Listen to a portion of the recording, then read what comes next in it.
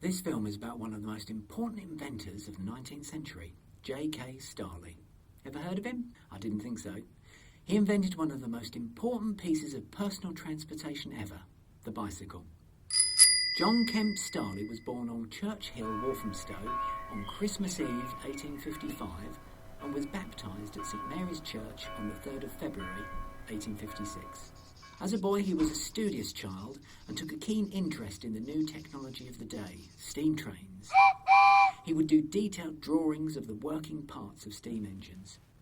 His uncle, James Starley, who ran a sewing machine company in Coventry, saw these drawings and was very impressed. The upshot was that JK was offered an apprenticeship with James Starley's company. JK was taken under James's wing, and JK developed a friendly rivalry with James's son, William Starley. At this time, James Starley had invented and started manufacturing the first penny farthing cycles. These tended to be the preserves of rich, young, eccentric hooligans. After a few years, JK left and set up his own company, Starley and Sutton. J.K. Starley took the concept of two-wheeled transport and turned it into something the whole world could ride.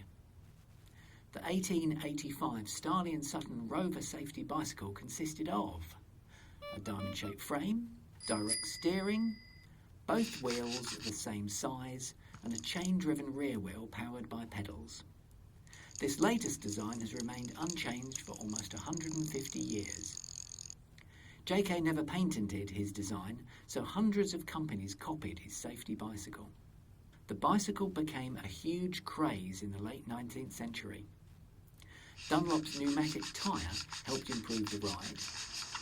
Roads were improved to cope with the huge amount of bicycles using them. The bicycle led to the biggest diversification of the gene pool in the world.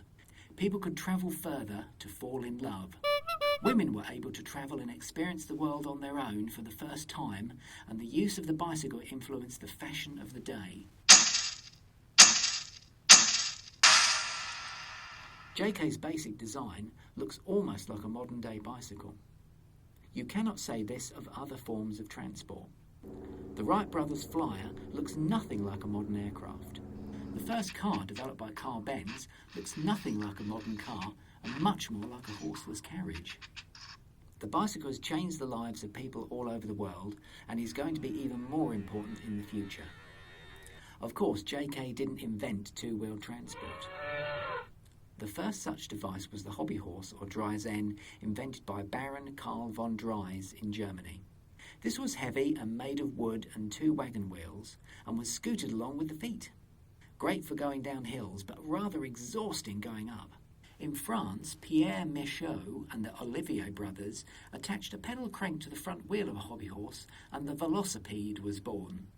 Again, it was heavy, but it was easier to propel than just your feet on the ground. In England, it was found that if you made the front wheel bigger, you could go a lot faster, and this is where James Starley's ordinary bicycle, or penny farthing, comes in. After that, it was down to J.K. Starley to make a bicycle that appealed to all. In the late 1890s, bankers and financial speculators moved in on the burgeoning bicycle industry. They encouraged many manufacturers to sell shares in their companies in order to expand, and when the craze died down, a lot of companies went out of business. One being James Starley's Ariel Bicycle Company, now run by his son William. JK managed to avoid bankruptcy by being prudent in his business dealings, but died at the tragically young age of 46 in 1901.